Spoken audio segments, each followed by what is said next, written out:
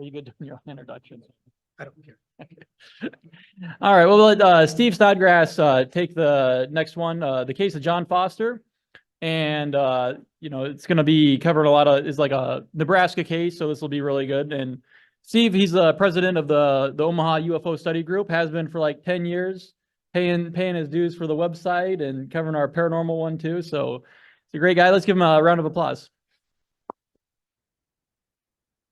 And throw our bands. Okay. Go ahead and try it, see if it works. Okay. Very good. And you can either use that or we can. And I do need a light up here so I can put it. Okay.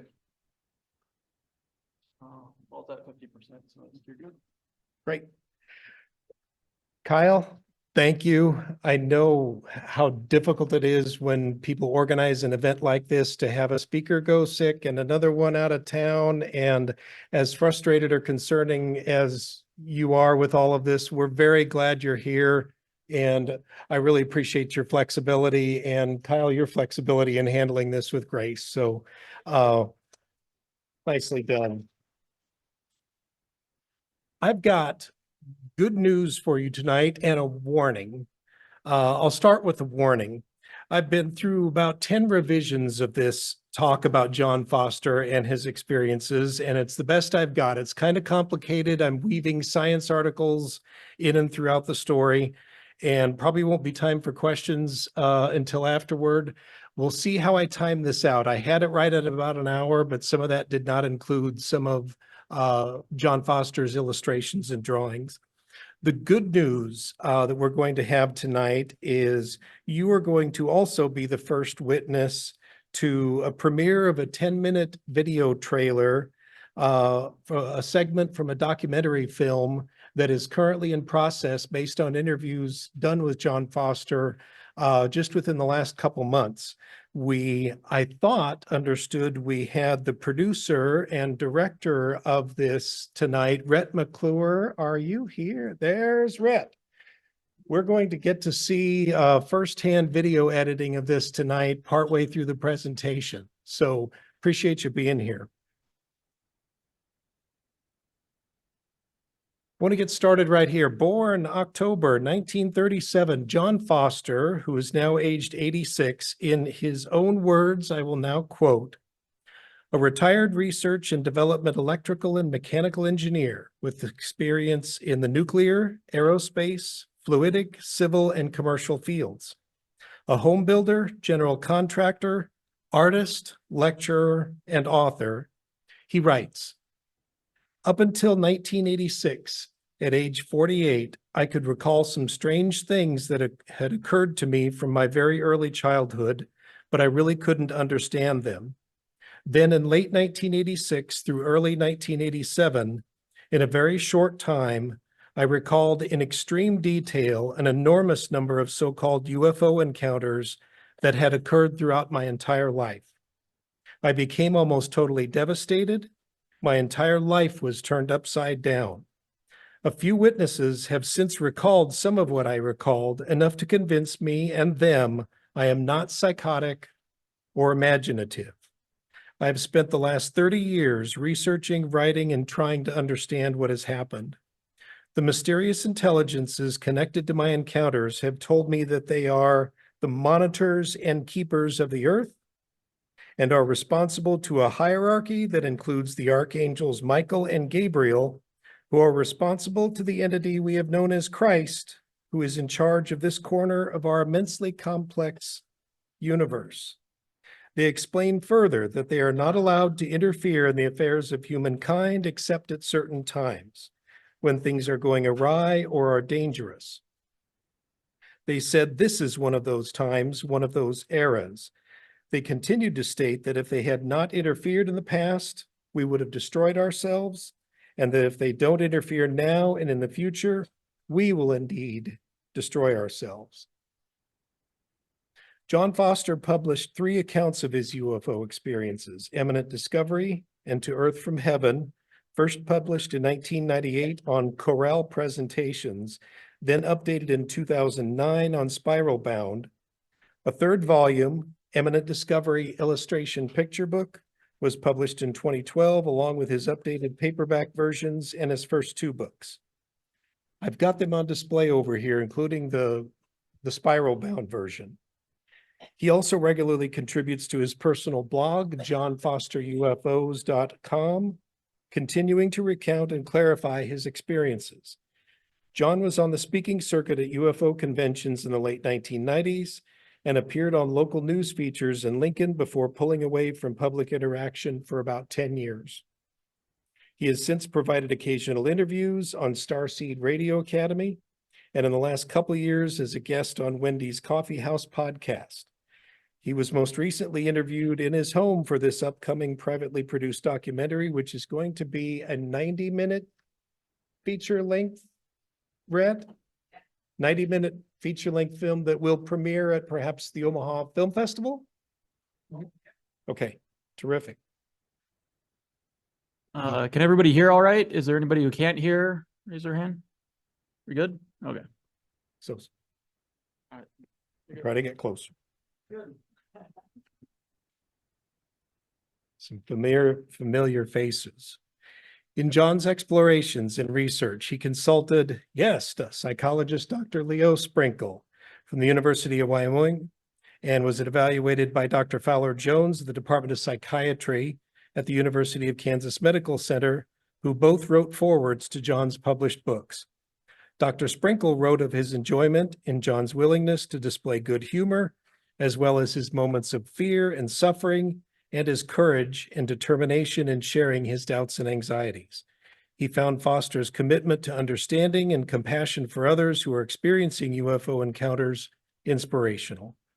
Dr. Jones, who came to know Foster for years, wrote that he did not find him delusional or to have psychotic episodes, but rather his experiences caused him anxiety and depression, but never sufficient to warrant hospitalization or even medication. John Foster's experiences are not unlike those patients interviewed by Dr. John Mack, who found experiencers to be displaying normal or typical responses to genuine traumatic experiences. In other words, it was not likely a psychotic or delusional disorder that caused the experiences. It's an adverse but typical response to trauma from an experience that to them did occur. John's experiences are often described as both terrifying in regard to loss of control, while he simultaneously describes them as profoundly meaningful, even euphoric, and among the most centrally important aspects of his life. This is the case with John. Terror, anxiety, depression recalled after these events, while they also spurred him on to share something of tremendous value and importance. Acting as president of the Omaha UFO Study Group, I was given authority by John Foster to act as prime researcher and investigator regarding Foster and his experiences. I conducted personal interviews with him and his wife and daughter, who described their partial witnessing and corroboration of some of his experiences, studied multiple public presentations and media interviews, and what I found in John Foster was a man troubled by narrative retellings of what he saw, what he heard, and what he felt from his memory. He takes just as much exceptional care in relating what he did not see, what he did not hear, and what he did not sense, and what he could not fully remember. John's documentation of these events makes it obvious he finds it extremely important to get the story right, and so does not embellish or exaggerate. When he's not sure of something or is making guesses or assumptions, he says so. The events are so profound to him and so important, he feels any departure from the truth of them amounts to a betrayal. This is the reason he wrote that companion volume to Eminent Discovery called To Earth from Heaven. Here's what I'm going to try to do today, folks. When I was asked to give a more detailed presentation of his experiences, I decided to only relay a few of them and intersperse his accounts with science articles. I'll start by sharing a couple brief experiences that occurred to John in 1956 and 1981. I'll then share a synopsis of an experience at Dillon Lake in 1975, and relate that experience to two areas of scientific research. First, on the nature of human memory and how it works, and then I'll share some of Rhett's documentary that will give you a chance to meet John for yourself. Then I'll share a second study in the area of third-person perspective full body illusions in virtual reality simulations. I'll then share the very complex experience John recalled sometime in 1950 at the Bethany Grade School in Lincoln. Then comes the fair warning, neuroscience. I'm going to be talking about neuroscience, and then I'll take you through a very complex experience that John had in Wyoming in 1957. The question I'm trying to answer in this presentation is whether we can take studies in mainstream science to suggest John's experiences as possible, how they might be plausible, and even to the point they probably did occur in the manner he described. I'll wrap it up with my best effort to make sense of John's experiences in light of what we know and are discovering about the nature of reality, and explain the reason why I chose the title of this talk. So let's get on with it. We're fortunate that in John, we have his skill as an artist. What you'll also find over on the books over here are stone carvings that he did of roses. So I believe he's a very talented artist. And I was very pleased to see in the documentary coming up some of the versions of this that are actually color. Most of them are pencil drawings that I've seen.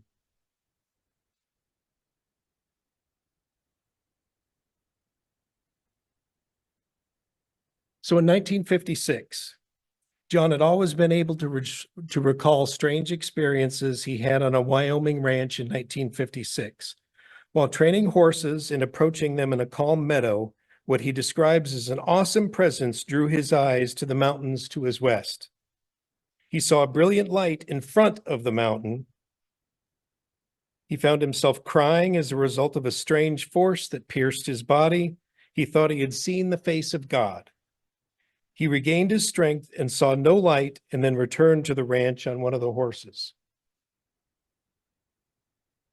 In the spring of 1981, John Foster recalls the following on page 26 of Eminent Discovery, Volume 1. My son-in-law and I sat outside our apartment balcony. The evening felt fresh and cool. Being on the third floor, we enjoyed the southern horizon from east to west, as well as the canopy of starlit sky that loomed above us. We discussed religion and UFOs for a time, then said a prayer that we might be able to see one. We talked for about 3 more minutes. Suddenly, a strange disk streaked about 100 feet over our heads. It glowed bright orange with a tinge of green. Only in view for seconds, it disappeared in the natural evening haze south of us, tipping slightly as if to say, "You're welcome." The next few years, John had great wonder about UFOs and the nature of God, looking skyward at every opportunity. So beginning in 1986, John Foster, an engineer and father of 3, starts to recall a flood of UFO ET experiences that had occurred throughout his lifetime, beginning with an experience in 1950 outside his elementary school playground. Some of the more than 3,000 cataloged experiences he considers simple, others complex. I will come to the Bethany Grade School playground complex experience today, but first I'd like to start with another one. Dillon Lake, 1975. Foster recalls his wife and 3 children and their paternal grandfather are present during the experience. Small discs and humanoid beings are observed in a haze or fog, disappear, and then a large disc emerges in haze and fog with 2 bright lights. Unseen beings guide Foster and 2 of his children into a craft. Foster has what he considers to be an out-of-body experience before returning to a craft with rectangular windows. After returning to their campsite, small discs emerge later and a small booth appears. Some family members enter the booth and receive audible or telepathic messages. Memories of the entire event begin to fade soon thereafter and are not recounted until Foster experiences a flood of memories 11 years later in 1986. The Dillon Lake experience is summarized over the course of 15 pages in Chapter 6 of Eminent Discovery, Volume 1. Now, before we get to the video, let's explore what we know about human memory and perception. If you do a quick Google search for how human memory works, you'll find it's not firmly understood. You'll find it's a complex mixture of attention, perception, emotions, movement, and novelty. And there's an encoding process involved. So, for example, you look at a pen or a cup, you don't experience an object, is what we're finding. You perceive a tool. When you look at a pen, for example, your motor neurons activate in such a way as to grip it with your writing hand, and you experience a pen as thing to write or draw with. When you see a cup, your motor neurons make a holding shape as you experience a little simulation of the cup as things to hold a liquid. When you see a car, you perceive this vehicle as a thing that can take me places. You can even at this point imagine you're crouching into this vehicle and your motor neurons are beginning to activate, preparing you to be able to figure out how you're going to navigate that.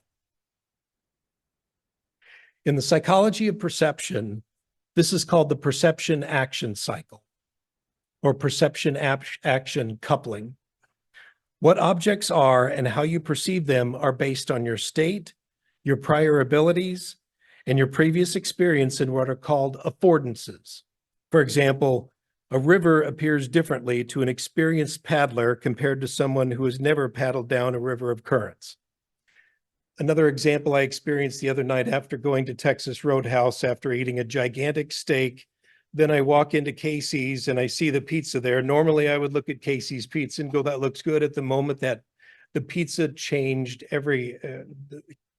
my perception of that pizza changed after being so full.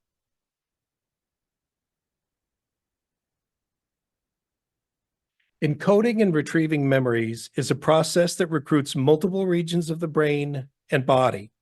Science articles on memory will tell you remember versus what you forget is managed by the hippocampus, which analyzes all the sensory inputs and determines if something is worth remembering. Emotion plays a key role. Intensified traumatic memories involve the amygdala, since that region of the brain signals threat, better known as the fight, flight, or freeze response. The effect of fear, threat, or states of intense stress on memory can result in intensified memory recollection, or it can result in fragmented or impaired memories. Some elements of traumatic memories are more accurately remembered. The adrenal glands release adrenaline, which has been shown to help encode memories to the hippocampus more effectively. This burst of adrenaline is thought to enhance memory storage of the events closer to the onset of a traumatic or highly stressful event. This strengthens memory pathways and creates what are referred to as flashbulb memories. Central details or aspects of the experience are more likely to be recollected compared to those with little or no emotional significance. The brain encodes what it pays attention to. During a threatening event, the brain focuses on what is central to survival. It does not focus on insignificant and peripheral details, so it doesn't encode them. It's for this reason John Mack and the psychologists who knew John Foster can say his response was not one of psychosis or delusion, but of events the person actually experienced. I share this with you to argue John's flood of memories were enhanced by his emotional state and exposure to novel and strange experiences that did occur, just as any traumatic experience might be encoded and sent to the subconscious, later to return in the form of flashbulb or fragmented memories. I'm going to run through some flashbulb images of these are some of the items that John describes and has written and drawn many pictures of. The view of the bell, the coffin. It's a typical view of the small discs that arrived in the evenings. There's the large booth. And he describes this view of the booth as really looking like a stagecoach trailer. There's a view of the large booth with a blue beam, typical view of an elongated saucer, an upside down tub, a tent-like object, elliptical shape object. There's a lot of symbolism involved that John writes about. This is one of the teepees and the mysterious men with interesting symbols written on it. And then in some of the very complex experiences, here's a view of the large object. And to get a view of how large that object is, people being raised up into it. Interesting, I always found it's not all the grays and the alien beings you would suspect, but typical mysterious men, a bearded man, in addition to what he described are these lizard-like beings. Are you ready to meet the man? Let's meet John.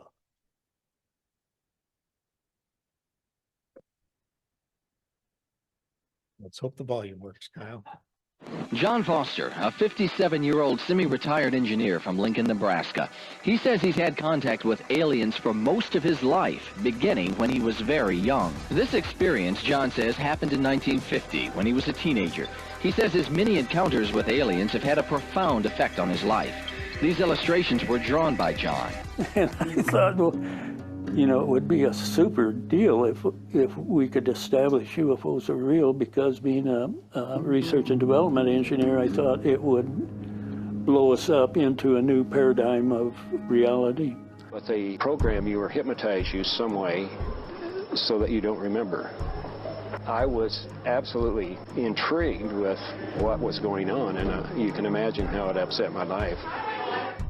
So the question was, how have you helped others who have had similar experiences? When they've come to you at conferences, how have you been able to help them with what they might feel is frightening and confusing? Strange, they would hear about my encounters, and I would always have my drawings with me, and the drawings just freak people out. I was sitting by a Native American woman, so I was showing her some of my drawings, and she picked out the booth and the little lizard-like being. And she said that those were showing up on the reservations, which would have been early 1990s. She said, we have seen those all the time throughout history. And she said it was part of a spiritual ceremony that normally happened to young men when they began to change from childhood into adulthood, about the age of 13, which was the age I was when I had the Bethany Grade School playground encounter over here. There were 30 to 50 people present on the Bethany Grade School playground that night for a city movie. The city sponsored movies on elementary school playgrounds. Nobody could afford a movie in 1950. 1986, I went through more memory of that encounter, and I concentrated to find out what the details were, because I was a research and development engineer, and I thought I had remembered most of it by August of '86. But towards the end of that recollection period, I began to recall other things. And you were writing these things down, and that's when you started drawing as well? Yeah, those books, the black books up there. So let me pose the question to you. You've drawn 13 different types of flying craft that you've seen. Can you talk a little bit about the different types and what those different types, do they have specific roles? They were my guardians. They would show up at football games. Sometimes they stopped the action. There would be a haze or fog that would consume the football field, for instance. And normally the craft that showed up most often were the windowed saucer, which had at least 8 windows around. It's a flat roof with the 2 cones, one inverted over the other. That was often used to introduce an encounter. The saucer would fly in, and then there would be a booth developed that looked like the cabin of a stagecoach. At that same time or a little later, there would be a flight of 4 or 5 disc-shaped craft that would show up, and they had 2 headlights on the front, and they irradiated some kind of radiation. You could see it. It was like a blue illumination. It would sometimes illuminate everything blue around us, and it would just hover there. The voice sometimes would talk from the disc. Then there was a coffin-shaped object. It would manifest, or we'd be walking through the woods, and there it was, sitting on the ground. And there would be a distorted atmosphere around it. And the voice would be talking and whatever he talked about. And we would walk over sometimes and touch it. And sometimes our hands would go through it, and we would feel a mild electric shock. Other times we'd hit it, and it would be solid. Okay, it's interesting that the coffin-shaped object has been painted in oil paintings in some paintings that were created during the Middle Ages. Also is very similar to one of ancient Egypt's celestial boats that they used to ride into the underworld. Okay, well now the booth, we would sit on the benches, we would grab hold of it, we could feel it, it held our weight. The booth was similar to a stagecoach. Okay, goes back into history.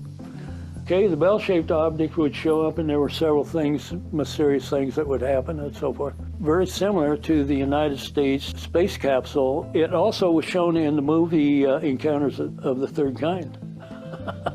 There was a tent-like object that we were asked to get in sometimes and go through an excruciating conditioning session. What they said was to develop us into better human beings. So I would go in, and they would tell me to turn around and face the door, kneel down, and I would start feeling excruciating forces on my body and my mind. Soon there would be a light that came up and hovered right in front of my forehead, about right here. And the forces would begin to get much stronger and intense, and I would yell out that I couldn't stand it anymore. And the voice would tell me to hold on, that it won't last much longer. Or then the light would fade away or move outside again, and the forces would fade away, and I would get up and get out and so forth. Very few of those I found myself floating above the ground. And there was the elliptical shaped object. It didn't always have French pane windows, but that was an object that normally included an education of certain types. The elongated saucer was like the windowed saucer, only it was most often had the 8 to 12 human individuals on board when we first took off into the future. The upside down tub was an object that explained had a front and a back section. People who were not qualified had to ride in the back, and people who were qualified could ride in the front. Okay? And they first put me in the back, and the voice finally told us that we had passed the test, that we were qualified. All we had to do is consider ourselves good enough to be qualified. Well, the teepee, that normally included historic ancient symbols, and they explained the meaning of the symbols to me sometime. But it also included information on the Native Americans. And then there's the big, large object that has the rounded body and the fuselage out front, and that was used for educational purposes. And I later got just a brief information about taking humans from one place to another, which would be one dimension to another, or from one galaxy to another, or wherever those places are, that we can't completely define now in physics and through logic and that sort of thing. The bizarre phenomena others and I witnessed during the encounters are even described nearly perfectly in the Bible, from Genesis through Revelations. Your UFO experiences, if you've had them, my experiences, legendary in history, all seem to suggest UFOs always have influenced and are at least partly responsible for a human culture. Well, they told us who they were, what they were doing. They didn't mess up. I had a friend with me who was a fundamental Christian, and he got angry because he thought it was all satanic, okay? So he gave him trouble. He would interrupt them and holler at him and tell them that's all evil and so forth.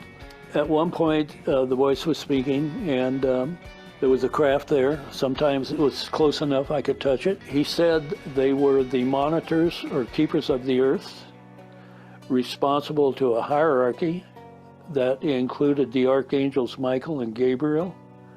They were brotherhoods, or a brotherhood and brotherhoods, working for Michael and Gabriel, who in turn worked for Christ, who was in charge of this corner of the universe. Okay, they just flat out said that in perfect English. That the modern churches were not doing what they were really set up to do, or they were missing something. That was to help individuals develop their spirituality, their spiritual and paranormal abilities, your ability to communicate and function spiritually. And I also throw into that paranormally. So what we would consider paranormal parts of the New Age hit it, the nail on the head. Part of it is a little, I consider it's a little wild and wacko. Have you ever seen strange lights in the sky and didn't know what they were, or felt like you were being observed by someone or something? I had several UFO experiences here, and one very lengthy, complex experience that involved 30 to 50 people. In the end, you have to live every moment. You create what happens next with the help of whoever's connected to you, and you have a choice into who's connected to you. So be cautious in who you contact.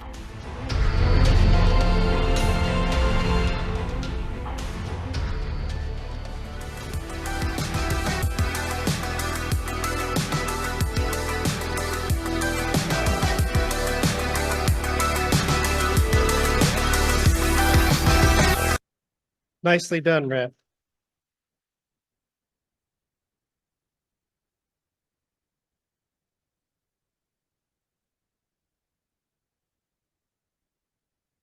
I was struck. I just saw that film trailer just a few days ago when it got delivered to us, and I had already written that entire introduction about John's description, about the purpose of the beings, the hierarchy. His words have not changed in 20 years, 30 years, whenever he started writing them down. So some of the themes are what I'd like to share with you. The themes in a lot of John's work have to do with out-of-body experiences, the importance of meditation in the messages John received about changing humanity and changing our course of direction, as well as time travel and telepathic communication. This one is where I'd like to start with, backing up here a little bit to that Dillon Lake experience. I'm going to read a bit from Eminent Discovery here as he describes this image. Directly facing me, eye-like headlight to eye, not more than 8 feet away, it hovered motionless. I then heard a strange voice in my head urging me to leave my body. I immediately got confused and shocked. Before I fully understood what had happened, the voice in my head repeated the same message. I got repulsed by the thought of it. I got very concerned when the voice informed me that if I wouldn't do it myself, he or they would do it for me. Suddenly, I heard Brad and Karen, those are his children, yelling behind me for me to pop out. They got so exuberant they sounded like a cheering section at a football game. I suddenly suspected they might have already left their bodies, but yet the entire idea still repulsed me. When it became obvious I wouldn't try to leave my body, I suddenly felt myself swoop straight forward toward the object, then back and down to my left. I got completely confused, but the kids continued to laugh and cheer. Not knowing where I was or what might be happening, I mumbled or yelled something I don't remember. Then both of the kids and the voice urged me to look up beside me. When I looked up, I saw a tall stranger standing there. He seemed as frozen as a statue and wore a broad-rimmed hat. I asked who it might be, and they all three told me that it was me. So this is his perception of himself standing there. Still confused, I couldn't believe it. However, I finally realized I had just floated a foot or two above the ground. So he reports floating out of his body, was told he was looking at his own body. here's where I'm going to try to do the best I can in explaining what science has looked into in this regard. I find this article from 2001, and there's actually a whole name for it. They've been researching this for 20 years. 3PP FBI is third person perspective, not Federal Bureau of Investigations, full body illusion. So if you look at the experiment up on the top, you're placed in front of a video screen about 6 feet in front of it. You see an image that is similar to you that's going to be your avatar. There's a remote controller that is stroking the back of your back while simultaneously you're watching the image of the avatar with the same motion, the same scratching of your back this way. They do this experiment this way for about 2 minutes. Stroking your back with a physical controller and showing the image of the person, of your avatar doing that. 2 experiments. The first one involves you making an estimate. That's the third photo here. You see a ball floating on the screen towards you, and you're asked to click a button when you believe the ball has stopped between your legs, not the legs of your avatar, but between your legs.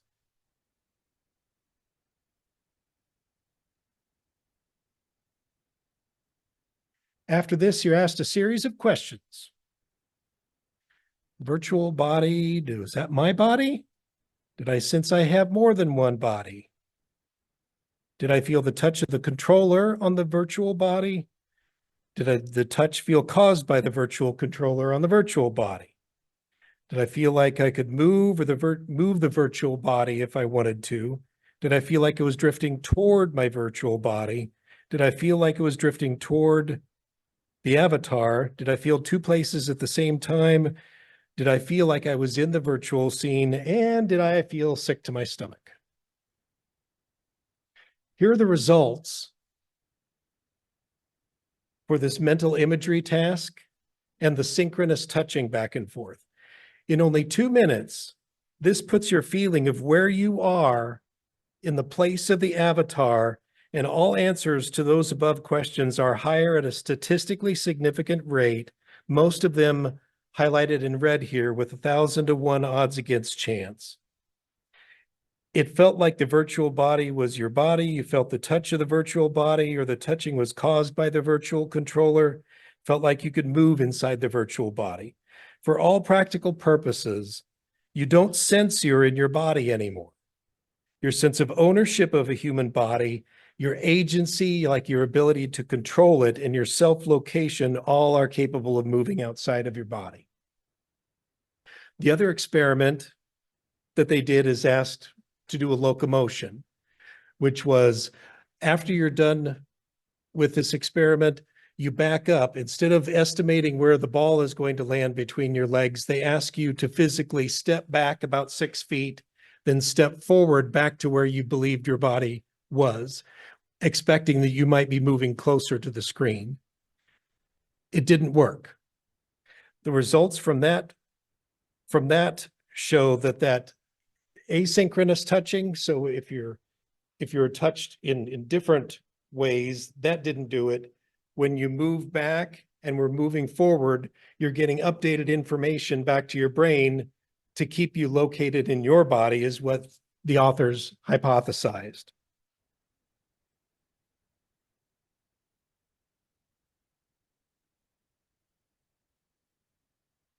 There's a whole body of research out there about how the self comes to mind, how you feel like you are behind your eyes right now, physically located. You feel like you could move and sense and touch and move around. There's a whole series of neuroscience research on neurology that describes how the self actually comes to a mind.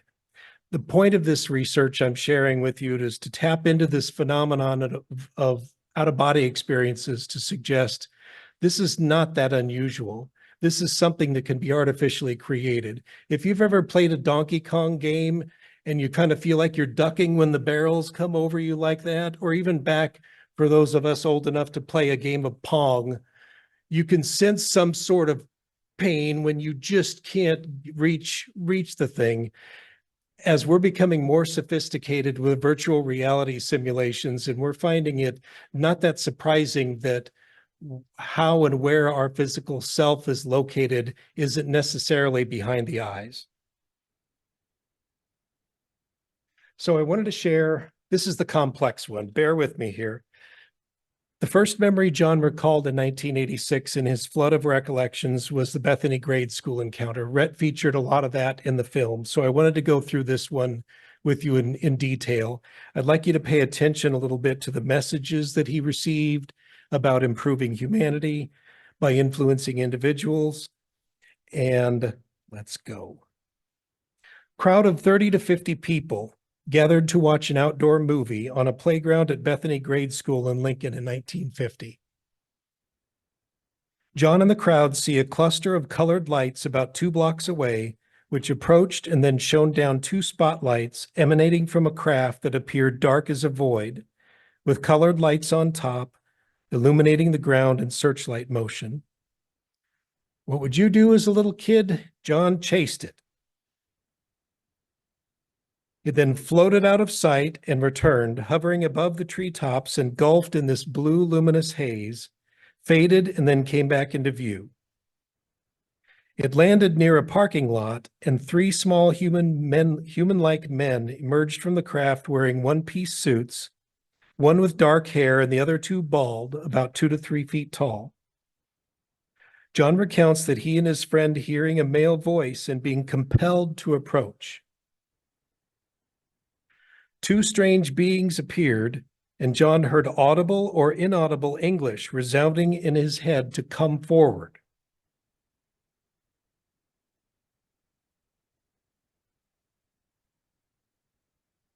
Sorry, I lost my place.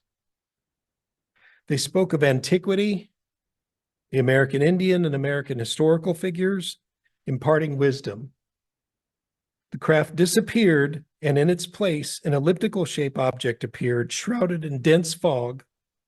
John's friend Tom entered, followed by John, who was told to kneel and face the door, where forces of emotions entered him, and a bright ball of light appeared in front of him, which he found difficult to endure. After being permission to exit, he became euphoric, floating 2 feet above the ground. A small booth appeared, and he was given information about it, along with something about Native Americans and buffalo, by a strange lizard-like being with a long snout.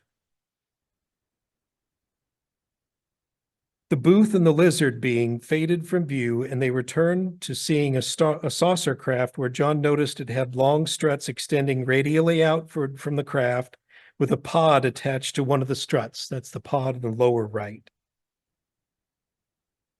The saucer rose and hovered off, bobbing up and down as it gained altitude and then slowly flew off. John and his friend noticed their memories started to fade, and he returned to his original location where the movie operator noticed his watch was wrong, and so did others, suggesting they experienced missing time. He later recalled more. The craft had hovered before its departure, becoming unstable, and as it gained stability, John heard a rich male voice give a message over what was like a public address system saying, "Good evening, ladies and gentlemen. We extend our greetings to you." Followed by a momentary interruption. The voice continued, "Everyone please stay calm. Come forward to the center of the playground and gather under the craft so we can become better acquainted. Some of you will be lifted up into the interior of the craft if you wish. Do not be afraid. No one will get hurt, and do not look at the light or you might damage your eyes." The voice called out specific names of people with whom they had previously interacted. The voice then announced, 5 or 6 of you will be taken aboard for physical examination. A needle will be placed in your lower abdomen. Do not be frightened. You won't be hurt. We can make you forget the experience if you wish. Alligator-like beings imparted wisdom related to Masonic ceremonies and preparing them. John reluctantly entered a semi-round room and the beings explained details about the propulsion system of the craft, and a group of these beings said they were in charge of his lifelong education. He felt himself swoop outside the saucer and was shown a building surrounded by fog. He was swooped back into the saucer, and a slender middle-aged man and a being performed the medical procedure, informed him he would have heart problems later in life, talking about his reluctance to go through this conditioning, ridiculed him, telling him he should love his parents and otherwise be a good boy from now on. Memory of this whole sequence had almost immediately faded. So back to the playground as the saucer flew off. It returned, and John found himself drawn to it again, chasing it through the neighborhood. It stopped over a car over the street. He got a better view of it with a moderately bright interior where he could see upper bodies of two men, one human with dark hair wearing street clothes, busy appearing to fly the craft, the other bald, slender, and gangly, wearing a one-piece suit who appeared to be clowning around, jumping up and down and poking the other one. The craft became more stable and flew away. He returned home that night thinking he would be in trouble for getting home late. His mother told him she had walked to the playground herself to check on them and noticed activities and strange lights that she thought was some kind of carnival. The next 2 evenings, John recalls his mother reading to him a news article about the strange happenings, about the movie operator and the other adults intending to report the matter to the Air Force. 2 days after that, John recalls seeing a helicopter parked at that location where the saucer had landed. No, he searched for the news article and has never found it. Okay, so I don't know what questions you might ask John Foster after reading that and meeting the man in person, where to even begin.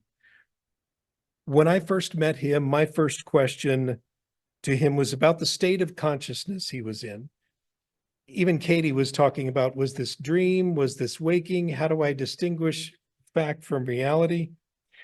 We know of these waking, dreaming, and deep sleep states. So I asked him what they seemed to be for him. His response at that time was uncertain, and he remains uncertain to this day. He fully acknowledges that there are dream and dreamlike elements to his recollected experiences, but he describes them as absolutely as real as the waking state. His most conclusive answer to my question appears on page 129 of volume 2, where he wrote this: all of my experiences, subsequent coincidental occurrences, and the related literature seem to suggest most of my experiences actually took place in at least 3 dimensions, and in many cases, what might be called dimensional overlaps. The objects, craft, beings, men, and hierarchy are real. They are possibly who they say they were. They seem to have been protectors rather than abusers. And so-called UFO encounters are in general actually and simply subliminal messages aimed at changing individuals like a percentage of humanity so the mysterious intelligences can change the course of human history. Science articles, mainstream science articles related to this. This is where I went. The subject of scopaesthesia. We heard Katie talking about the feeling of being seen, right? Being stared at. That's the term scopaesthesia. Scopaesthesia is the word refers to as what most of you in this room have probably experienced before. Have you ever felt someone staring at you? You turn around and it was someone staring at you, or you're staring at someone else, hoping they won't turn around, and then they turn around and notice you're staring at them. So I found this article, Fundamentally Misunderstanding Visual Perception. I'm calling it a gag article only for the following reason. Scientists have gone to great lengths to prove there is no extra emission from your eyes. There's no invisible force-carrying beam that emanates from your eyes. We know full well, since Johannes Kepler, that light enters the retina, enters the pupil, there's a lens, flips the image upside down on the back of our rods and cones, splits in the optic nerve, goes back to the occipital lobe, and somehow creates this magical appearance of a 3D reality in front of us. We know that's how vision works. It's called the intromission theory, not the extramission theory. Intromission is only light enters the eye. Now let's take some college students and let them understand clearly over and over again, teaching them, telling them, prodding them to believe. So does a beam of light come out of your eyes if you're blindfolded? The authors concluded people just fundamentally misunderstand visual perception. There's nothing that comes out of your eyes when you look at it, only things come in your eyes. This article discovered that it was an abject failure to convince college students of the truth of intromission. Only stuff comes into the eye, not extramission. Something comes out of the eye when you're seeing. People revert to this fifth grade understanding of extramission within weeks after they are coerced into believing intromission is the only way vision works. So, is scopesthesia real? Most people report they have this feeling of being stared at, and there's not been much study on this, but there's been some. Early studies showed that a 50% chance of guessing whether someone is staring at the back of your neck or not. Early studies show as close to exactly chance as possible. Other studies have shown the accuracy to be in the 53% range, statistically significant, with some people seemingly capable of learning and scoring in the 80% range regularly. Cumulative results from numerous trials put the p-value at 10 to the -6. There are 1,000,000 to 1 odds against chance. Here's what I've always noticed is interesting. The hit rate is never below 50%. You could try this at home if you want, or we could try it right now. I come up here and stand with my back to you, and I have to guess either are you staring at me or are you not staring? And we do about 10 or give me about 10 seconds to see if I can feel it or not. There are apps, I think, that are being developed for you to try and do this. You could do an experiment like this yourself at home. What's interesting is nobody can really get it right 100% of the time, but why would there always be a more than 50% chance and never a less than 50% chance that you're going to get it right? So as I said, most people aren't really studying this phenomenon much. This is what they have been studying, though. Let's look at visual perception for a minute. Dr. Arvid Guttersdam and Dr. Michael Graziano, and for those of you not familiar with neuroscience research, Dr. Michael Graziano is the man when it comes to visual perception research. They developed multiple articles studying this implied motion as a mechanism for encoding other people's attention, and developed this implicit model of other people's visual attention as this invisible force-carrying beam projected from the eyes. In this 2020 study, this is what they did. They showed people images of objects like a tree with or without the image of a person looking at a tree, looking away from the tree, or blindfolded, or a flashlight replaced with the image of a person. People hooked up to an eye tracker, so your eye is being tracked to sense whether motion is occurring. People hooked up to an eye tracker sensed motion when presented an image of a person looking at a tree and did not when the person was replaced with a flashlight or the person was facing the other direction or blindfolded. Now, of course, the title of this study is called Implied Motion because we know there is no actual motion, because we already know that there isn't an invisible force-carrying beam emitted from the eyes. Go with me for a moment. I'm trying to question that assumption. Here's another study they did. From 2019, subjects are presented with an image of these paper tubes that are set up at an angle that looks like it was close to the tube, kind of following over, and you're asked to estimate, oh, when's the point at which it's going to top over.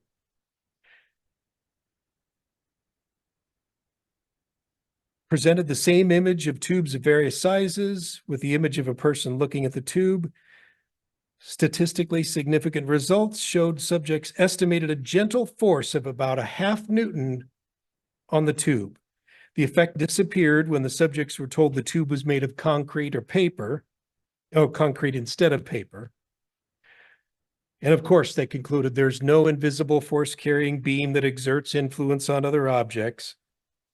It's not real. It's this cheat of some kind that's adapted for social cognition when we relate to each other. And that's why they call it an implicit model of attention. So in the last one, we don't have actual motion, it's implied motion. And of course, we know nothing comes from the eyes, so it's an implicit model of other people's attention.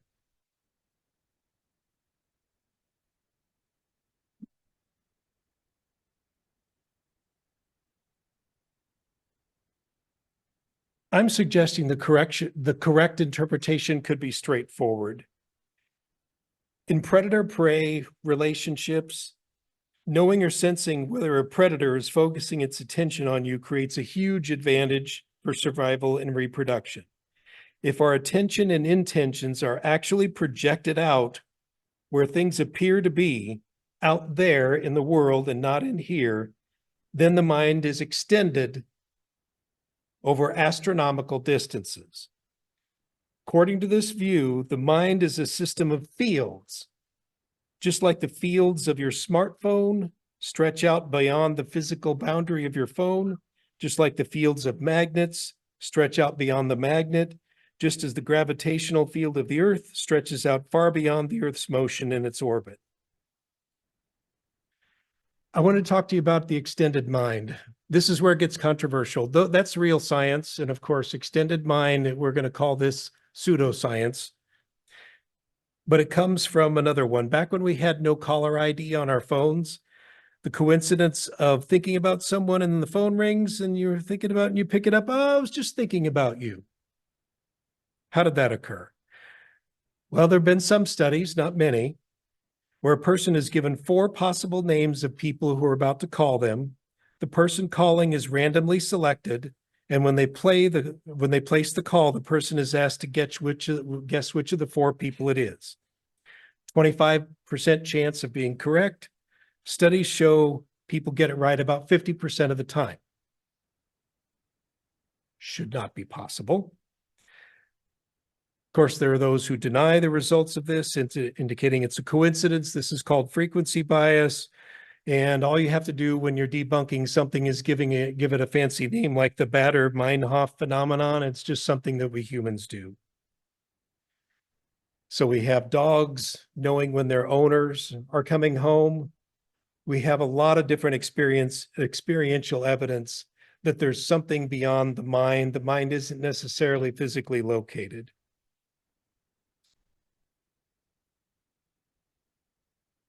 This is where I was sure I was going to lose you, that quotation at the end.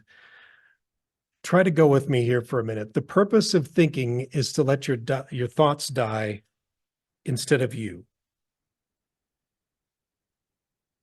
I'm asking, what if the mind reaches and stretches out to manufacture artificial selves to go out into the world, map the territory, and test it?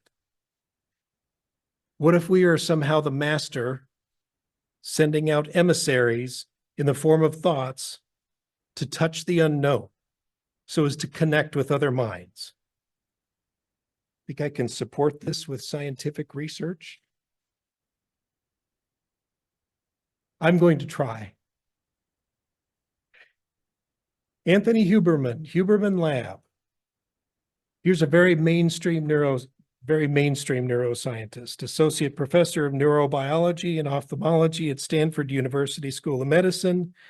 His lab research shows the human prefrontal cortex evolved for this purpose, what neuroscientists have described as a rule-changing, alternate self-accessing, map-making machine that calms the body. The body is confined locally, constantly trying to make things unitary, but the prefrontal cortex suspends that in a gap that pauses between stimulus and response.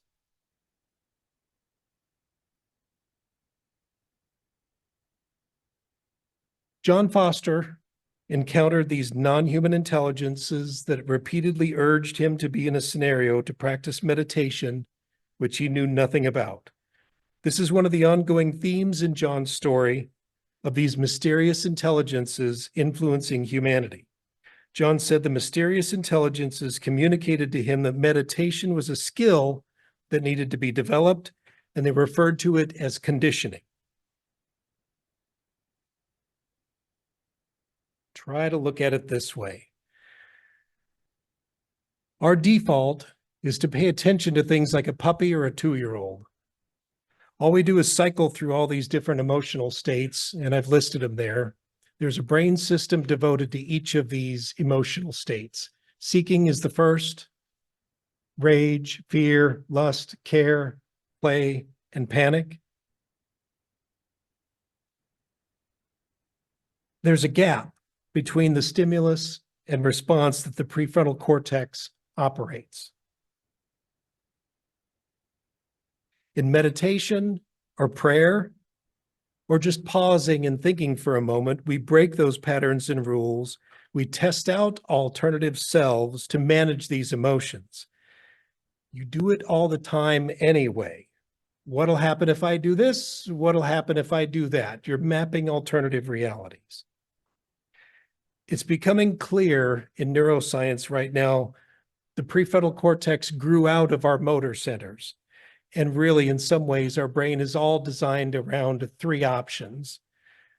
We can back up, we can stay put, or we can move forward. Those are the options. When I mentioned we are the master and the emissary sending out ideas, here's a brain neuroscience researcher, Ian McGilchrist. We've heard of the left hemisphere, are you left-brained or are you right-brained? And Dr. McGilchrist's research has shown that the right hemisphere has this personality of its own in tight relationship to the body and the physical bodies of others, acting as sort of a master, which then sends out our left hemisphere. Activity gets lit up in the sensory world when it goes back out and feels the environment. You remember when Katie mentioned she was worried about, it had to do with the Navajo protection techniques, how she could prevent herself from being influenced? I wanted to share with you some information about the insula. This is where the insula is going to be in neuroscience a really major effort. Think of the insula as this barrier between the cerebral cortex, insulated from the prefrontal cortex, that mediates activity between them. It's in this area when it gets lit up, positive emotion and anticipation of hope. You know it when you've ever been to a casino and you'll see people with the idea something good is going to happen, something good is going to happen, something good is going to happen. This is an area of the brain that gets lit up when you have an anticipation or expectation of hope. Something good is going to happen, something good is going to happen. This is where that occurs. It's this idea of leaning forward as opposed to backing up, staying put, or moving forward. Leaning forward is actually Huberman's lab when he was studying mice. They get an area of their brain called the nucleus reunions stimulated, and mice have this tail flicking behavior, which amounts to,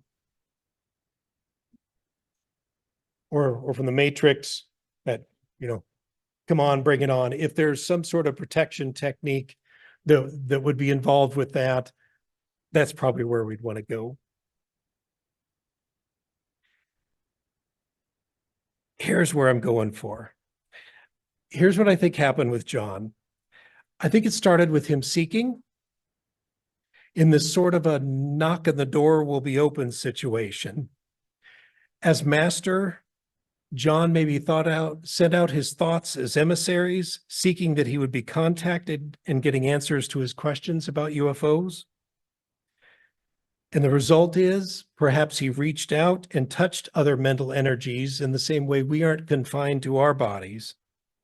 The telepathic messages he received first urged him to learn the practice of meditation. They called him forward to approach. I've described this as that gap that allows us to make an option or a choice. In later experiences, he was instructed and urged to leave his body. He was shown in time travel a future role in a project to help orphans from Central America. I'd like to get moving with this one. I'd like to walk you through what he described as the Sheridan Creek Fire Guard cabin experience. He starts with craft hovering above the ground just outside the cabin windows. He was a logger clearing brush back in his 20s in the day. Lizard being materializes outside, craft moving and disappearing, repeating the same movement several times. Hiding in the brush, he heard strange sounds. Here's a strange middle-aged man, looks like he's wearing American clothes, right? How could we explain that? Warned us of an impending event. Here's another mass of fog and a cloud. Got frightened, hid in the brush. Two men told him we had a structure they had to get into, more conditioning to learn meditation.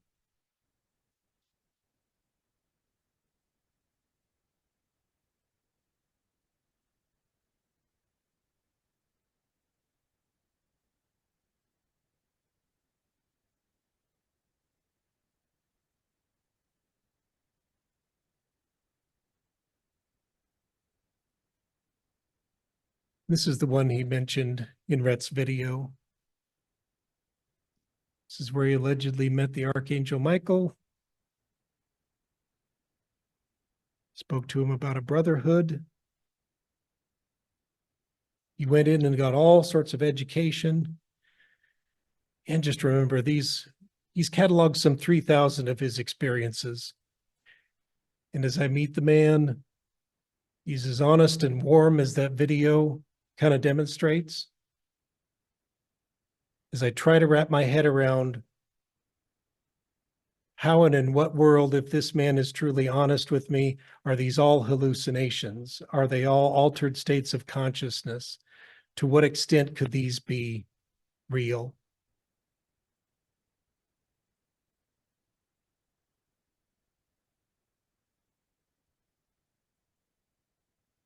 My eyes went right to that lower left one.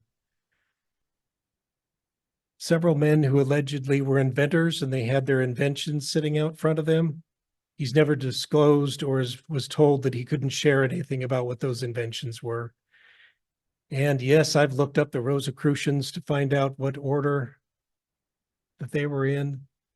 But these elaborate lectures with people involved and education he was given about some future project.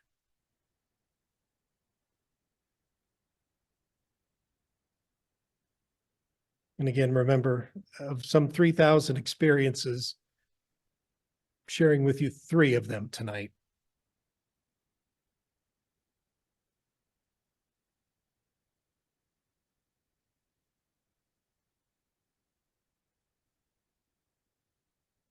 Can't think of anything more plain. We were told that those who were qualified could ride in the front of the tub. Those who weren't had to ride in the back.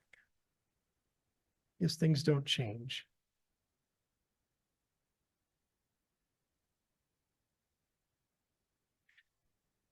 I was going to try to do something on epigenetics and the protein folding problem in biology to try and make some sort of sense about time and space.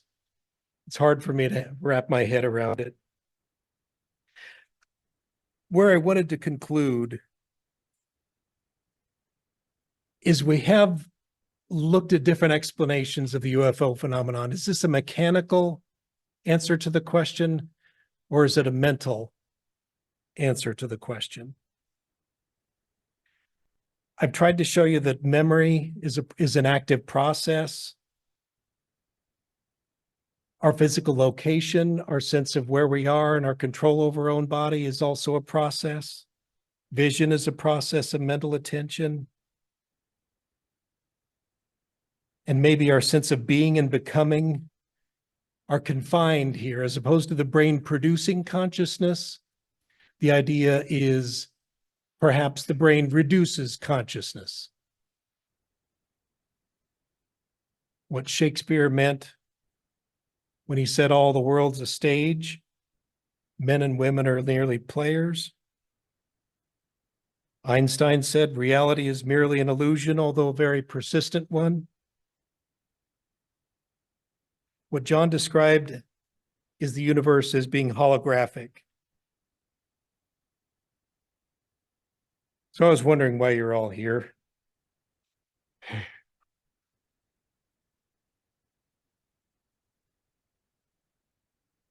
Why questions? Why are we here? Why are you here? Why is the water boiling? We have two answers to that, right? Well, it's either the molecules are being heated up and the molecules get so fast that the water ends up boiling, or is another equally valid answer to the question, why is the water boiling? Because I wanted a cup of tea. Is there a mental answer to that as opposed to a mechanical answer?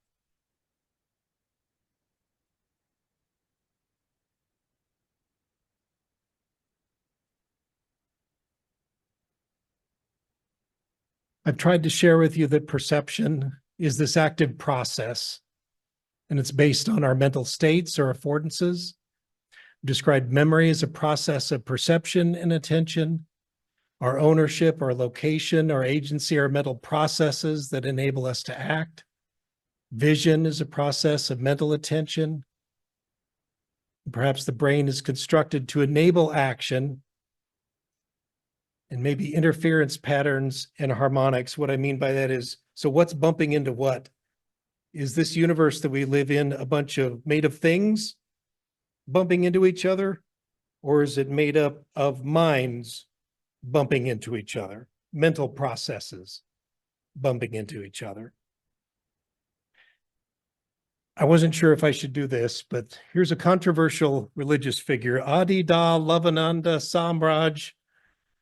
I'm going to do it anyway, only because he's a very complex figure himself. But when he described the situation's not complicated, you're complicated. Mind is complicated. Ego is complicated. It's a false identity, a mummer, but it signifies everything, magically transforming reality into significance, an illusion of meanings, all of which are incorrect. You could call this a unified field theory, where reality arises from interactions of mind and consciousness as opposed to interactions of things. In philosophy, we call this a philosophy of idealism. Everything is made up of mental processes. In modern science, it apparently comes down to this. The amplituhedron, which is a complicated quantum mechanics, mathematical description of where things just magically come from, and Roger Penrose's description of twistor theory, the one who worked with Stephen Hawking. Apparently everything arises from something like this in mathematical things, and we live in somehow a world of things, or we live in a world of minds. It's sort of what I've been doing with this two-colored image here. I'm going to close on this. What's bumping into each other? Is there a bunch of things, objects out in the world that are bumping into each other and we're just this happy accident? Or are there really minds that are bumping into each other and that's the entirety of our experience? But to close, we do have three choices. We can back up, we can stay put, or we can move forward. I think John Foster is like those of us willing to come to an event like this today. We really appreciate you coming out. You're all courageously leaning forward. I'd like to thank you for being here and thank you for your attention. Help me thank and honor John for his courage and contributions to the field of ufology. Tried my best. Thank you all.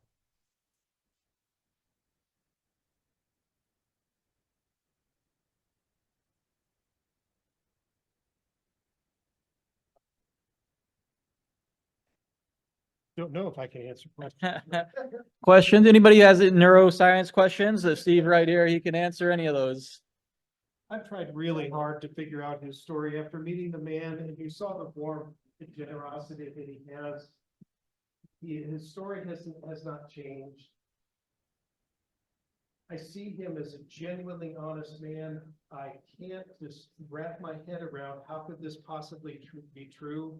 And so when I was asked to speak about his, how can I do this? Well, I know what we've done in virtual reality experiments. How could out-of-body experiences like you described, how could we wrap our heads around that? I try to imagine, okay, what does telepathic communication look like? Well, and I find out, well, there is that feeling of being stared at. There are dogs who seem to know when their owners are coming home. What kind of mental energies could explain or wrap our head around what this looks like and how he can put it all together that way? So it was really difficult to weave this all together. I tried to find the best science that I could that describes supposedly who we are.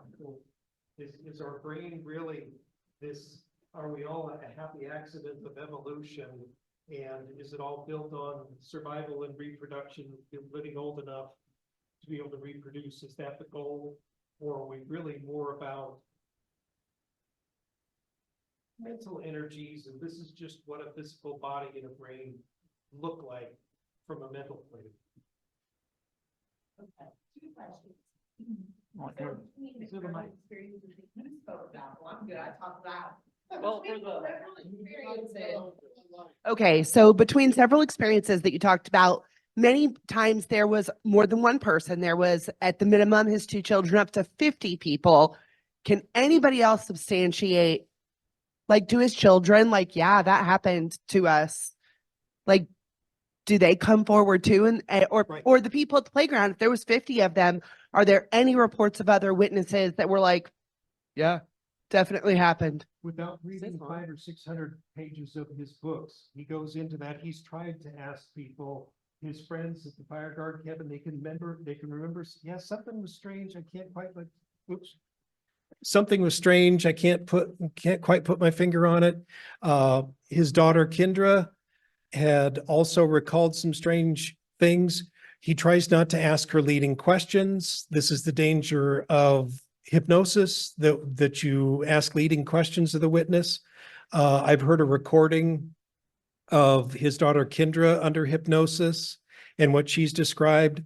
So some of these events his wife has corroborated, but not in that much detail. His daughter has corroborated it. He's gone back with friends, so he's tried as best he can.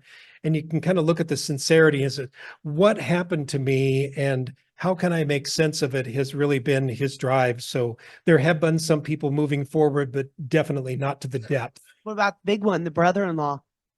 Like, they were sitting out vibing on the patio and did a prayer and saw a UFO. Does the brother-in-law remember Right, I that? do recall that.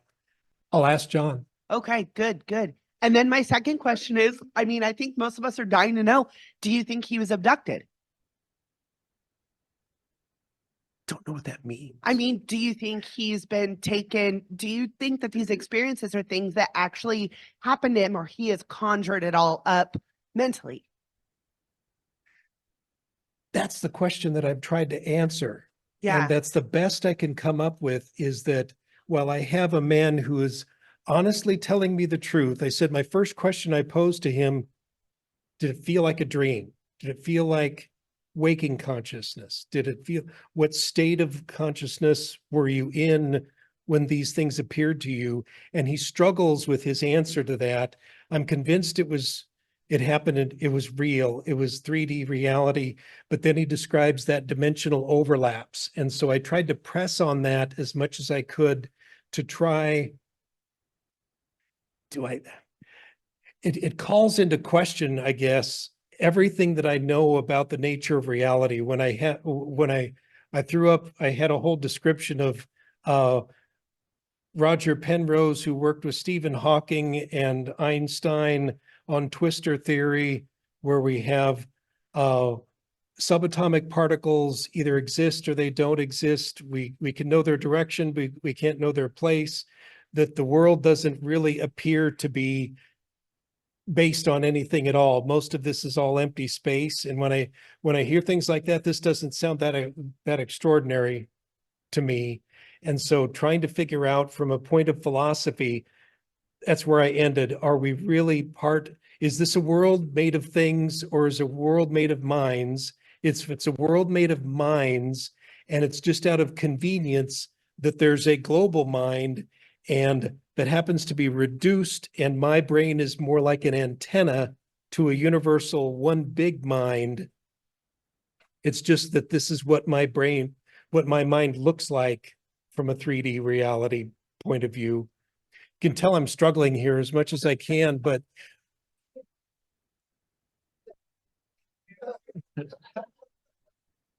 Yeah, I think one way to look at it too is that there might be a difference between like a physical abduction and like a mental abduction. Now, when he had missing time and the clock's gone, that seems more like a physical abduction case. But there's a lot of times when people have like spiritual insight and stuff where it's like you could just be sitting in a chair and you could be teleported away, have a whole experience, and then you're somehow back there, no missing time or something like that. So it could be two different cases, you know, that you're looking at. Do you have a question? Oh, okay, I thought you raised your hand. well, just to clarify where I'm headed on this, that was somebody abducted implies that we do live in a material world existing of physical objects, and that our mental apparatus is something that evolved by way of natural selection. And for me to go with the idea that was he abducted implies that there's an actual 3D physical reality world out there where I'm not convinced of that at this point.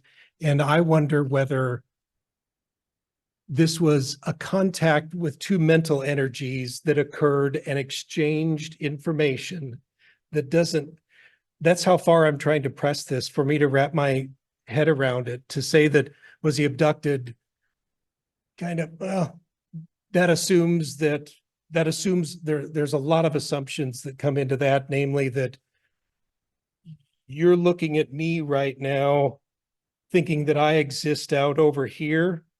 Are you reaching out and touching me? Are we having a mental exchange, or are we all minds looking at the world from a different point of view? And this is just what reality looks like, what a mind looks like from a third person point of view.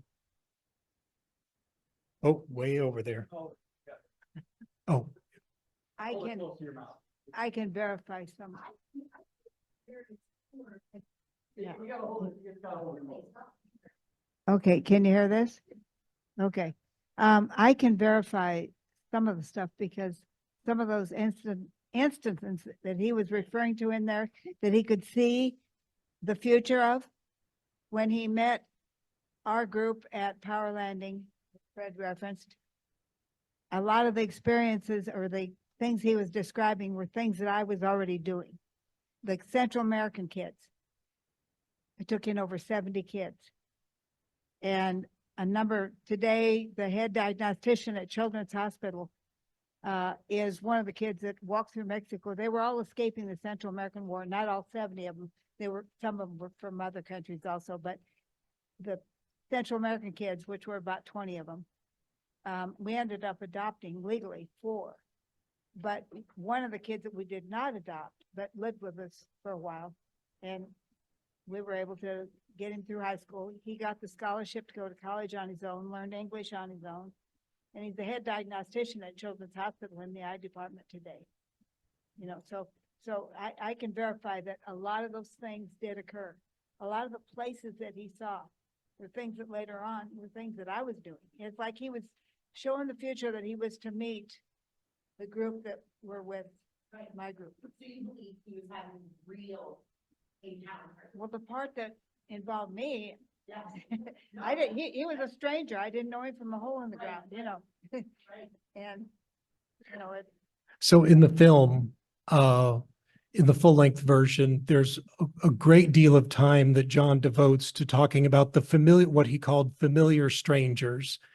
And there's on our YouTube channel, our Omaha UFO Study Group YouTube channel, Fred and me and a number of other people about 10, 12 years ago, John took us on a tour of where he was told the project that he was going to be involved with were going to involve there's various sites in and around of Omaha, and he described familiar strangers, and he might have pointed out and you said you weren't there, but he described a number of these people. I think when he described, he ran into Fred, he said, "Oh yeah, you were there," and he's described these people. When Rhett, the documentary filmmaker, asked me, "Are any of the familiar strangers going to be here?" And I've not asked John who they are, and I guess we found one. Yes, there's a building. If you saw that building that manifested in haze and fog, he was supposed to be in charge of a project that was to help a massive influx of Central American children and orphans to be able to provide for their education, which has not happened from his point of view. He had a parting of ways after his last experience, where he made sort of a demand: either show yourself to me and give me something more concrete and provable, or I'm done. And he closed the door on them and has not had contacts since that time. Does this, can you everybody hear? Hold it close. Well, it might be better. Hello, is that better? I met John at the Power Landing, and I was new to a lot of this stuff, and then we were going up to Power Landing. Well, one evening I walked in, never met John ever before in my life. I walked up to him and his jaw dropped. He says, "Fred, I saw you on the craft." So in this universal consciousness, John might be picking up on a universal consciousness. He's already experiencing a precognitive construct, so you got to see this huge envelope of consciousness. I'm remembering what I know. I don't remember John at all, but John says, "Oh, Fred, you were on the craft." I'm like, "What?" I didn't know I was on the craft before, but since then, I've had my ET experiences. I've had, encounters with the Greys and things of that nature. And then here comes Christy Peterson. She come bopping into our Power Landing group with Dr. Kasher. And if any of you have seen Christy Peterson's talk up at the Dundee Theater, she says, "Oh, I met this red-headed guy on the craft." Well, she didn't name me. That was me again. So I've got two people who said, "I've seen you on the craft." Now, however that looks like to you, kind of offers confirmation that, where am I going? Where am I doing? What are mind things bopping in and out? You talk about consciousness, again, universal consciousness. What am I learning from? Who am I dealing with?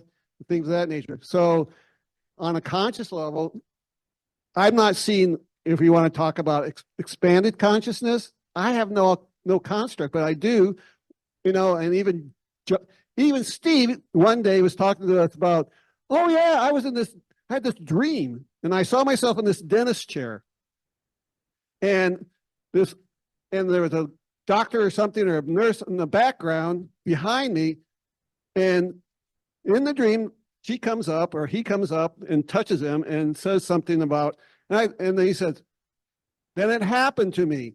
I was in that dentist chair, and he already zoomed back to that premonition, and it happened exactly what happened in his dream." So I go, "Well, how does that work, Steve?" I don't know. Again, I just call it premonition. Is like the quantum is the universal construct. There's the memories are there. How does spirit work? It downloads the information. Everybody said a lot of times I've had I've had downloads from my higher self, of that nature. So it is a strange world out there, and how that all interfaces you and how you wish to work with it. But I know that from my perspective that there are some really good beings out there, and your higher self is trying to make you do the things that you're here to do, kind of forward you through your process and give you some sort of direction, so once again, I had an experience where I'm driving down the road, going to the Iowa Western. Just a minute. We've got other questions here. All right. I appreciate the detail, but we're running low. Fred likes to go on for a while. I knew where you're going to start on that story. I knew where you're going to go. Fred will come back and present. Testing. Yeah. Okay, so mine's a two-part but quick, I promise, question. The first one is I'm interested in his religious family life growing up, because as he was talking, he referenced things like agency, indigenous rituals, but then also Christ. And so I'm curious how religion ties into the neurological aspect of what you talked about, especially in regards to reaching out to a greater conscience, and then tying that all into the study of UFOs. I was worried I'd have to answer questions as if I knew him that well. What I know of John is, as I've described, white Anglo-Saxon Protestant, ordinary Christian, not fundamentalist, an engineer by trade, a scientist by trade who hadn't given that much thought, always had believed in God. From that early time, having this recollection, the early one, the Wyoming 1956. I just where was he felt curious that because presence. some faith traditions talk about the soul as your spirit and your body. So to have an out-of-body experience, like that's just your spirit leaving part of you, but so you're still connected. So even when you talked about, I felt like I was ducking from the Donkey Kong barrels. I thought, okay, but how does that work then with his, or other UFO experiences, and how they tie that back into the religious thought. So if you'd seen that anywhere else.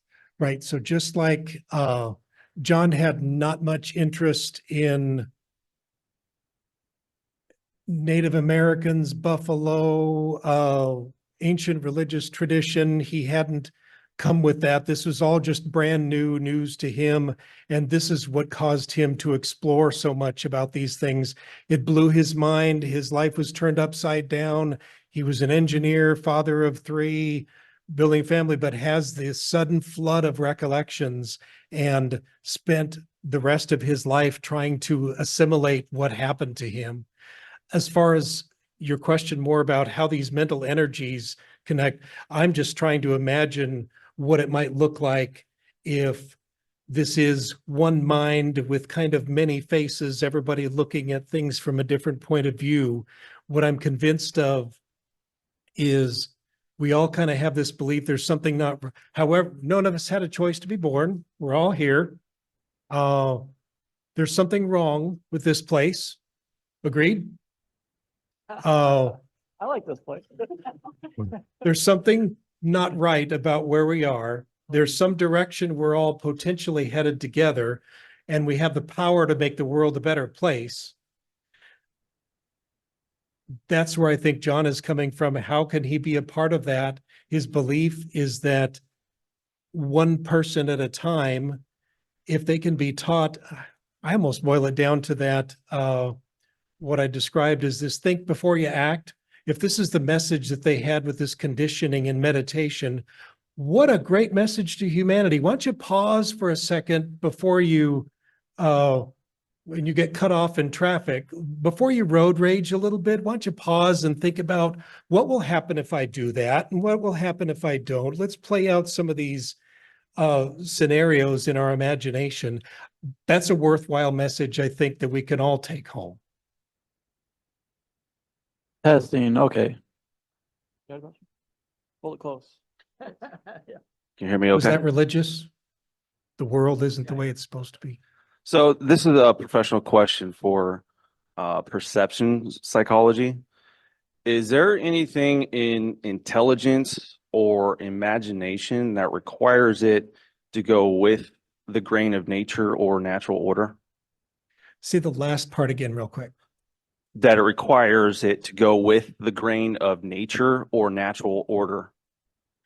So a nature nurture argument, and how does intelligence play into that? Well, does intelligence or imagination itself, is there anything that requires it to go with the grain of natural order? It'd be like, try me again. if I said unicorns and leprechauns are the basis of reality, but because I can imagine them, is that reality? Okay. Philosophy student too? No. Okay. How do I distinguish my imagination from reality is a very good question. That's often a question that, well, one in particular, an atheist YouTuber I hear describe that all the time. First, the one thing I cannot deny is that I exist. Rene Descartes, I think, therefore I am. The cogito is what it's called in philosophy. Consciousness, hence being. The only thing I can't deny is that I exist. Because if I were to deny, who's denying? Who's doing that denying? The taste of this, the flavor of this sensation of being behind my eyes and looking out upon the world, that's the thing I can't deny that exists. Now, where do you take that from there in terms of, is there unicorns or leprechauns? Do they exist? And how do I distinguish imagination?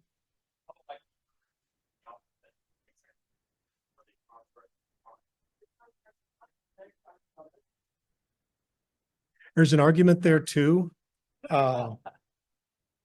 I think we could do a whole philosophy class on this. I've actually, I'll point you in one direction that I think has made the most sense to me. I put up Roger Penrose's description of twistor theory. This is a quantum mechanics description of how reality manifests itself from subatomic particles. This is a physicist who spent a great deal of time and much of his career working on the nature of consciousness. And if you Google 3 worlds, 3 mysteries, Roger Penrose, he's one of the, if you've seen Escher drawings, impossible triangles and impossible stairs, things like that should be real but can't be, that are impossible. He describes 3 different worlds as 3 different mysteries. There's the Platonic world he describes as logic, math, numbers, things like that. The physical world, and the mental world. That there's this triad that it continues to occur all at once. That somehow the physical world is a manifestation of logic and mathematical principles, because we can explain literally everything that happens right here as a matter of mass, charge, energy, spin in physics that are all mathematical computations. That's what our physical world is rooted in. The mental world, supposedly, is rooted in and grew out of a physical world. But where does the mystery lie in math, logic? That can only be a product of a mind. And so a mental mystery is how did the mental world that was given rise to from the physical world end up manifesting a logical or a Platonic world? When he describes that as this loop and unending, that's as far as I've gotten, and I can't make sense of it. Testing. Okay, awesome. So shifting gears a little bit, what do you think about the symbolic importance of a lot of the craft that John Foster saw because they all seem to be very, I don't know if simple's the way to put it, but they had, the abstract. Could you talk a little bit about that, or what John Foster thought about it? Agreed. Native Americans, buffalo, the Rosicrucians, these symbols that he would describe. His comments on that from the film were about, all I know is that those things seem to have occurred. I recognize this symbol is from there, this symbol is from 1,000 years ago, and this is from an ancient culture, and it has something to do with ancient civilizations. He doesn't draw conclusions on that other than, all I can say is the images and the symbols that I've seen sure seem to have something to do with it, with ancient civilizations and legendary and history and the symbolism surrounding them. He doesn't know what it means. His search has been, I think, one like mine, that somehow we're all in this together and we're supposed to understand these symbols. I don't know if I can do a much better. He just noticed that they were, that there were ancient cultures that had these symbolisms, that symbolism, and he didn't know really what they meant other than it all seemed to be connected. I got to meet Mr. Foster a few times and got to visit his home. And he did ask me, he said, well, what is this about the Native Americans and the buffalo? And I did share with him, and I can't go into it now because it would take a while, because there's a lot of connections, the history, the Native people, the buffalo in itself. But a lot of the ancient symbols are known by a lot of the Native tribes. A lot of the history, some of it is on petroglyphs and that are here and there, okay? A lot of that information and knowledge is passed on orally. And so a lot of the tribes, the elders and the songs, the stories have that information that he was referring to. My understanding was that he did receive some of that knowledge, but of course he probably couldn't remember or retain it because that was so out of his league. Being an engineer, logical thinker, rational, materialistic person, he wouldn't have a reference for a lot of that he was told. I would say, and this is a university, but there's a whole area, what I call spirit and the ether and the whole quantum. And I would throw that in there to get people to start thinking, hey, there's this other factor I didn't consider. Because when you talk about spirit, it opens up a whole new area and bigger understanding. And that would be the answer to one of them questions. We're here for a purpose. We are spiritual beings. We live eternally. Thank you for that. I think John would absolutely agree. And it also reminds me, one of the reasons I admire him so much is the way I answered the previous question was, John would say, yes, it sure seems to be all connected with it, but I don't understand it. I'm just an engineer and I'm a logical thinker.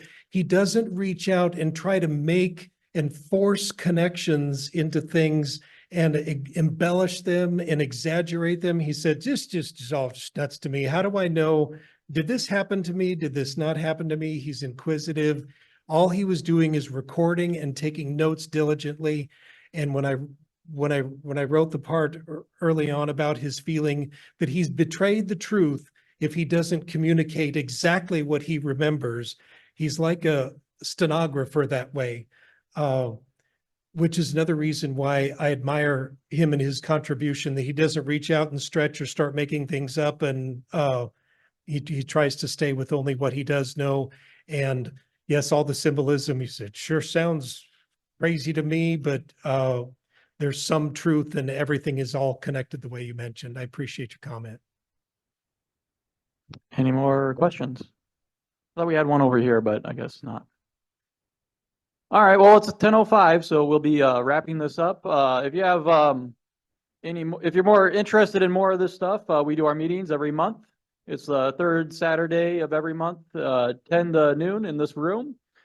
And you can sign up. We have some sheets around where you can put your email addresses on there if you want reminders or check our Facebook.